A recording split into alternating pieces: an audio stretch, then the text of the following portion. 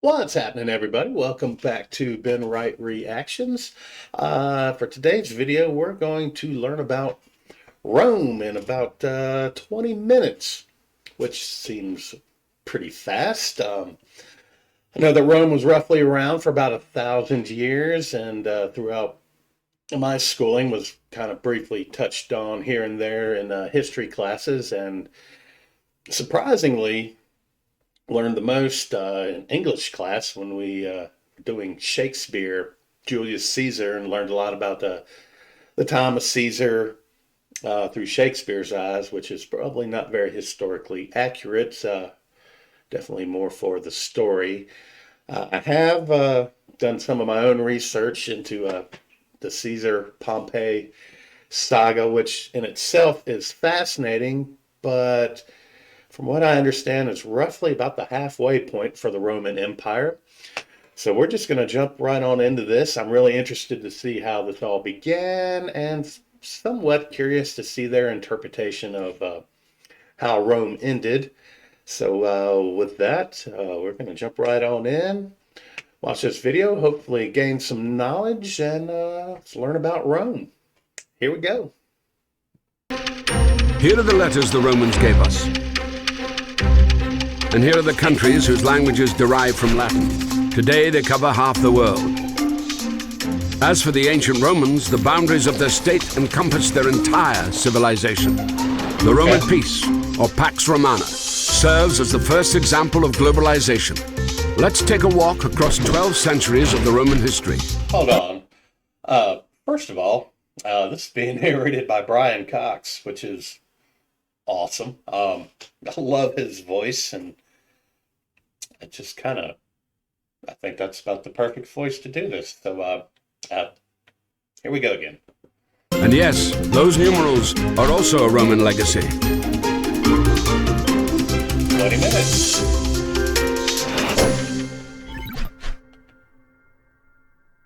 What is Rome? A city on 7 hills, capital of Italy. But that is today, and 2,000 years ago, there it is. Another 1,000 years ago, there. A tiny tribal settlement of the Latins by the river Tiber. How did this manage to conquer the world? First, it was lucky with its neighbors. To the north, the Etruscans of modern Tuscany, a mysterious people whose language has never been fully deciphered. To the south, Greek colonies. These peoples all traded with each other. It was at the crossroads of their trade routes that Rome appeared. From the very start, Rome has been an open city, a safe haven for outcasts, murderers, runaway slaves. Rome offered migrants a unique opportunity to become fully fledged citizens. This will make Rome the largest metropolitan city of the ancient world. The Romans themselves believed they were descendants of refugees from the Middle East who had survived the Trojan War. Romulus and Remus were the great-grandchildren of the Trojan hero Aeneas. Nursed by an Italian she-wolf, the brothers quarreled where to site the future world capital. Romulus killed Remus, gave his name to the city, and became its first ruler.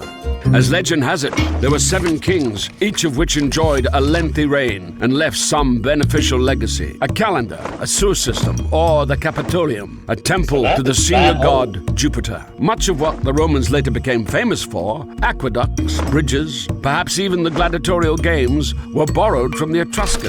This people had invented the Latin alphabet by adapting the Greek letters for their own needs. It's not surprising that their last kings were Etruscan. Rome borrowed her military and government organization from them, while maintaining her stern, patriarchal simplicity. In 509, Rome was shaken by a sex scandal. The son of King Tarquin the Proud raped the chaste Lucretia. Tarquin was expelled, making him the last king of Rome. 509. The Romans decided to prevent any such concentration of power ever again. From 509 onwards, they elected 2 consuls to serve a year apiece, instead of a monarch. The consuls were controlled by the Senate. This consisted of 300 fathers, patres in Latin, hence the term patricians. Those not so lucky to be born into the right families joined the plebs. Even if they were as rich as patricians, they were not entitled to take up positions in the state. It is in the 200-year struggle for these rights that the Republic, literally meaning public thing, will be formed. The plebeians would make up the backbone of the army, and to have their own way, they would threaten the fledgling state with emigration to a neighboring hill. Each time, the scared patricians caved in, introducing, for instance, the special position of a representative or tribune of the plebeians. These had the right to veto any decisions of the consuls. One of the main achievements of the struggle was the publication of the first written laws. By 287 BC, the plebeians had achieved complete equality of rights with the patricians.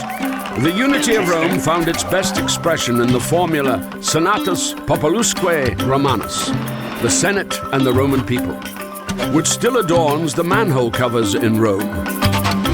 Interesting. In 390 BC, the history of Rome could have come to an end. The city was unexpectedly taken by the Gauls. The guard dogs had sensed no danger, for which they would be crucified every year since. Geese awoke the last protectors of the Capitoline Hill fortress instead. I have heard of that. Yeah, that was the thing. They crucified dogs because it apparently wasn't a good watch. Saving Rome from complete destruction. The shaken Romans conducted a military reform. The Roman legion was divided into manipuli, making it more mobile in battle. The Roman army spent the next 100 years in constant wars. Instead of simply imposing a tribute on the conquered, the Romans would enter into a treaty of alliance with them, and the loyal allies supply Rome with a never-ending stream of recruits. Thanks to this, the Roman legions were able to stand their ground in battle with the most efficient fighting force of the time, the all-conquering Macedonian phalanx, led by Pyrrhus, a relative of Alexander the Great. The last stronghold of resistance in Italy, the Greek city of Tarentum, then hired the most costly and celebrated contemporary warlord of the time to defend against Roman expansion. Having conquered Tarentum and reached Sicily, Rome now had to take on a much more dangerous adversary, Carthage, lord of the Mediterranean. Hannibal. The Romans called the Phoenicians of Carthage Punics, hence the Punic Wars. They were fought over the next 100 years. Wow. In 149 BC, Rome had taken the greater part of Punic territory and that of their allies, but after each defeat, the trading power of Carthage would rapidly recover. Senator Cato the Elder began to finish every speech with the same refrain: Carthage must be destroyed, and so it was done. The city was wiped out, all of its population was enslaved, allegedly plowing salt into the earth as an eternal curse. Wow. Also in 146 BC, the Romans wiped out another city, Corinth, making Greece and Macedonia Roman provinces. Rome appropriated the colossal riches of the disintegrating empire of Alexander, but the patriarchal simplicity of Rome succumbed to the sophisticated Greek culture. Greek became, in effect, a second state language. The Roman nobility busied itself learning new words, hexameter, history, rhetoric. Cicero, the most famed orator of Rome, would come to model his speeches on those of the Greek Demosthenes. However, across this immense territory, full rights were only afforded to the Romans themselves. Even other Italians, the majority of the military, had no citizenship rights. These would demand equality, declare war, and win the right to take part in managing the state. This was a total game changer.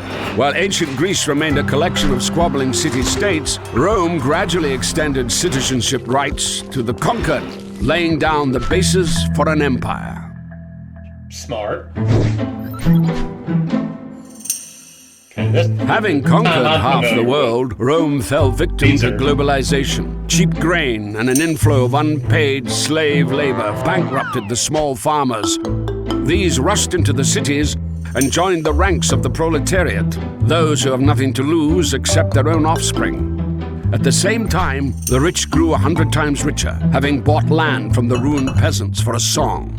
Previously united, the Senate and the Roman people split into two hostile camps. The tribunes of the people, the Gracchi brothers, would try to reconcile them.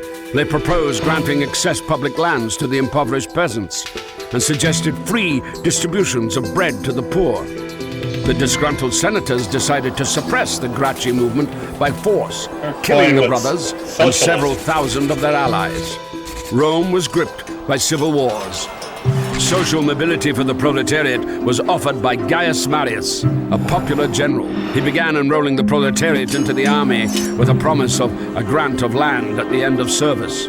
This would make the legions personally devoted to their generals. Changed everything. In 49 BC, two outstanding generals fought over Rome. And know this. Gnaeus Pompeius had won the eastern provinces for Rome, including restless Judea, cleared the Mediterranean of piracy, defeated Spartacus' slave revolt, and justifiably added the title Great to his name. Gaius Julius Caesar had conquered Gaul. Nowadays, they would call it genocide. He butchered 1 million Gauls and enslaved as many more. He went on to defeat the Germans and then invaded Britain. According to the law, a general had to dismiss his legions before returning to Rome, and in return have his moment of glory, a triumphal entry into the capital to the applause. Yeah, when Caesar comes back to Rome, they had to give up their legions. Supposedly they weren't allowed to bring legions into Rome. It's a lot more complicated, but it was a big deal when Caesar marched on Rome and practically starts a war with Pompey and changes everything, which I'm sure they're about to get into this, but yeah, that it's very intricate, and if you ever want to delve into their politics, this is a good spot, because this is just very interesting, and strangely, we deal with a lot of the same issues today, and it's interesting to see how they dealt with it. But anyway, let's get back. Of the citizens. Caesar performed a hitherto unseen maneuver. He refused to submit to the Senate, and having crossed the Italian border, the river Rubicon, marched his legions to Rome. It would take him several years to defeat Pompey the Great and his other rivals, pitting Roman legions against each other. Crazy war. In the process, Caesar annexed new territories and gave Cleopatra the Egyptian throne. Yeah, helped her. After a romantic cruise along the Nile, she would give birth to Caesarion, or Little Caesar. On his return, Caesar would add Imperator, or Emperor, to his name, title originally meaning victorious commander, and gain control of all political positions: consul, tribune of the people, and dictator. Rumors spread that Caesar wanted to declare himself king. Conspiracy was brewing in the Senate, and Caesar was assassinated. Caesar left his wealth, quite unexpectedly for all concerned, to his grandnephew, 19-year-old Gaius Octavius. This Octavian immediately joined in the power struggle. In 31 BC, he defeated his last rival, the warlord Mark Antony, who likewise had an affair with Cleopatra. The lovers would take their own lives. Octavian was left sole ruler of a vast territory. Empire.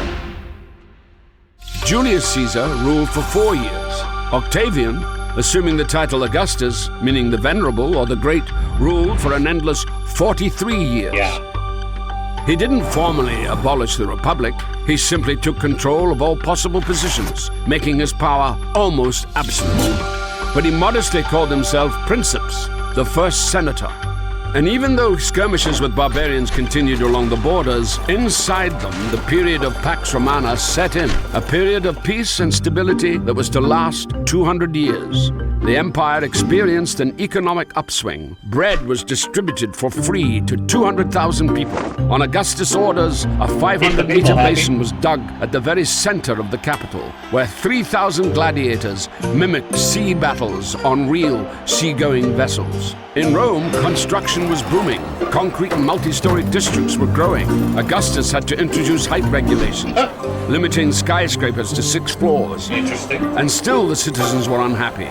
They complained about traffic jams, pollution of the waters of the Tiber, and high rents. Same as it ever was. The golden century of poetry dawned. Maecenas, a quasi-minister of culture, allocated special grants to praise the value of the state. Temples would be built in the honor of Augustus, and even a month was named after him. Thus, the cult of the Roman emperors was emerging. They would come to be venerated alongside Mars and Jupiter.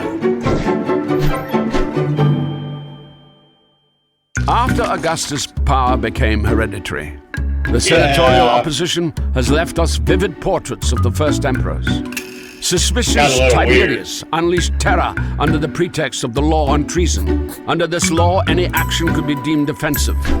It was enough not to sufficiently praise the emperor or pay at a brothel with coins bearing his portrait. In distant Judea, a preacher refusing to worship the emperor as God was crucified. Caligula wanted to make his horse a consul. A scholar and gourmet, Claudius, was too occupied with feasting and the reforming of the alphabet to keep an eye on court intrigue. One of his wives, Messalina, was giving women of easy virtue a run for their money in the brothels, and the other, Agrippina, poisoned Claudius with mushrooms to enthrone her son from another marriage. Things got really weird. Nero, believing that he was a born actor, not an emperor, would later kill his own mother, and then allegedly the apostles Peter and Paul. Then he again, allegedly, set fire to Rome, so as to read the verses on the fall of Troy during the blaze. He would accuse the first Christians of arson, and initiated their persecution. And finally, he took his own life. Most details of this era are known from Tacitus, a historian and senator who observed the degradation of republican institutions. Fate of the empire was now decided not so much by the Senate as by the Praetorian Guards, the emperor's personal security force, created back in the times of Augustus. These suffocated Tiberius with a cushion, slayed Caligula by the sword, and hailed Claudius emperor. In all fairness, at the same time, the empire grew, expanding into new territories. Roman legions conquered part of Britain, where they founded a town called Londinium. Provinces were given a transparent taxation system, and the non-Roman nobility began to enter the Senate en masse. A grandchild of an Italian peasant, Vespasian Flavius would become the founder of the next dynasty.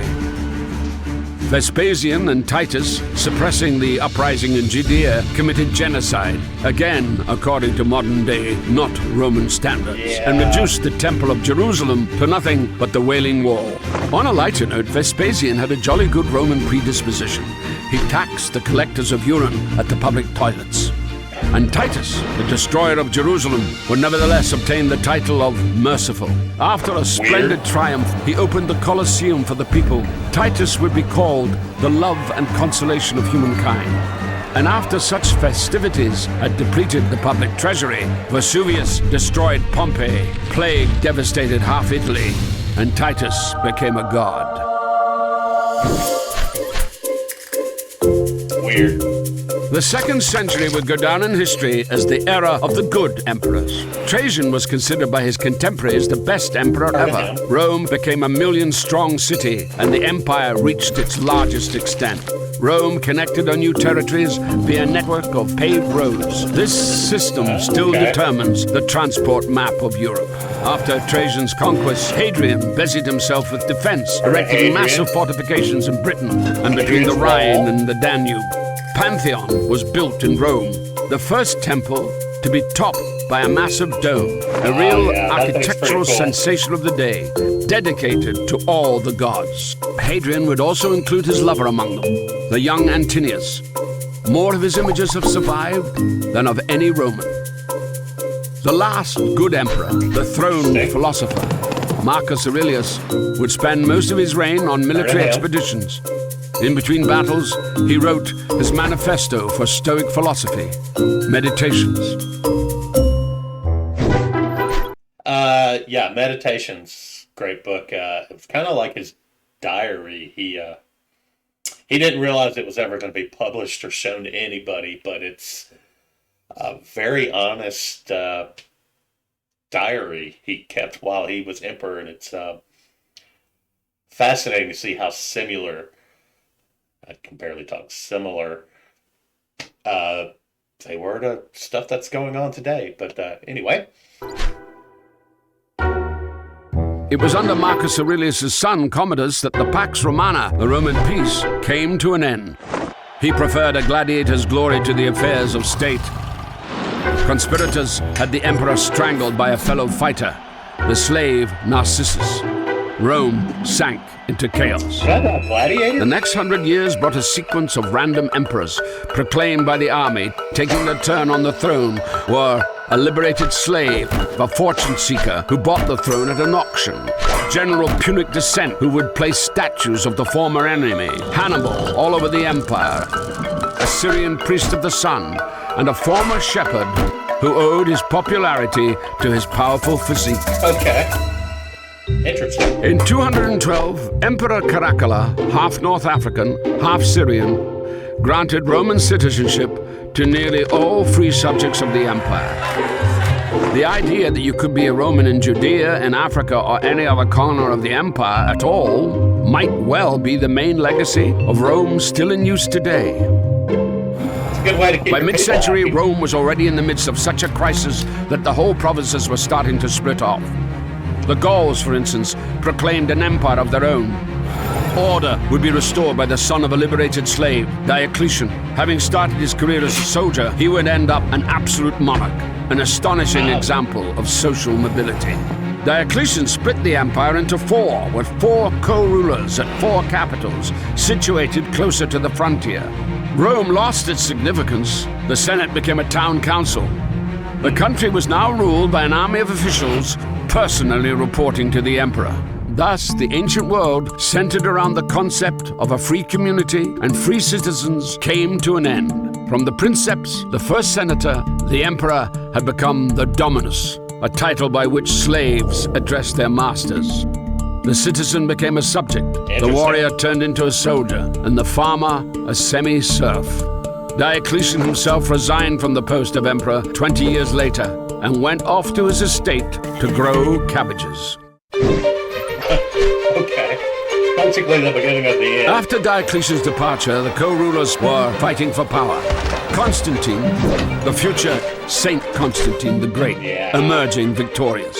Before the crucial battle for Rome, he allegedly had a vision of a cross. After this, he made all religions equal. After 300 years of persecutions, the Christians came out of the catacombs and were now entitled to build churches alongside the temples of Augustus and Mars. Constantine would take the cross from Jerusalem to the new capital of the Roman Empire, Constantinople. Theodosius I would make Christianity the official religion and begin to destroy the ancient temples. He would also be the last emperor of a united Roman Empire. His sons split the empire into west and east. The eastern half would live another 1,000 years and is known to us as Byzantium. The western part would fall victim to the great migration of peoples. Rome, founded by migrants, would fall to the onslaught of a new wave of refugees. Ironically, the last ruler of Rome would be called Romulus. That's very ironic. In modern Rome, not far from the Colosseum and the ruins of the Forum, there is a tomb. Its occupant was neither emperor nor senator, but a simple baker called Ulysses. Likely born a slave into a family of Greek migrants, he later entered into a bread supply contract with the capital and became so rich that he could build such a monument for himself and his wife. Before Rome, in ancient Egypt and elsewhere, or after Rome during the Middle Ages, a man would die in the same station in life as he had been born in. The life and career of Ulysses is an answer to the question of how Rome was able to create a global state that lasted over 1,000 years. Well, that's going to do it for the history of Rome in 20 minutes. I found that fascinating and very educational.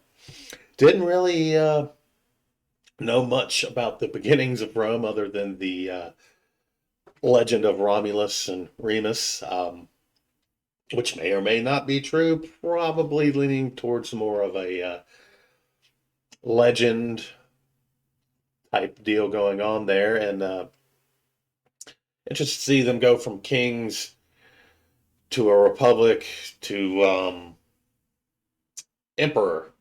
over the span of the first 500-ish, 600-ish years. And then after Augustus, emperor, turning into a slightly segregated Rome over the next 300 years, and Constantine and his children changing everything. Still interested to see how so Constantine and his children became Christians, and then the empire divided up. Western Rome became its own variations of Germanic tribes and Gaul, and still interested to see how all this turns into the Pope. I'm going to try to find a couple videos on all of that, but definitely learned a bunch, a lot more than I did in some of my high school history classes. Uh, that's unfortunate, but this is a great video for 20 minutes, and you can dive further into certain segments of it. I've learned a lot about Pompey and Caesar, and then Augustus and Mark Antony, and basically that whole about 30-year period there that was just fascinating. How the politics and everything was revolved and changed over that 30-year period. Um, but the rest of it, yeah, it's fascinating. There's a lot more areas and timelines to dive into, and excited about it. This video was put together by Arzamas, Arzamas. Cool channel, and interested in checking out more stuff and learning more stuff from this channel. You guys should definitely check it out. And anything else you guys want me to check out or interested in me viewing, please feel free to put it down in the comments. And like and subscribe if you enjoy this type of stuff. And once again, until next time, thanks for tuning in.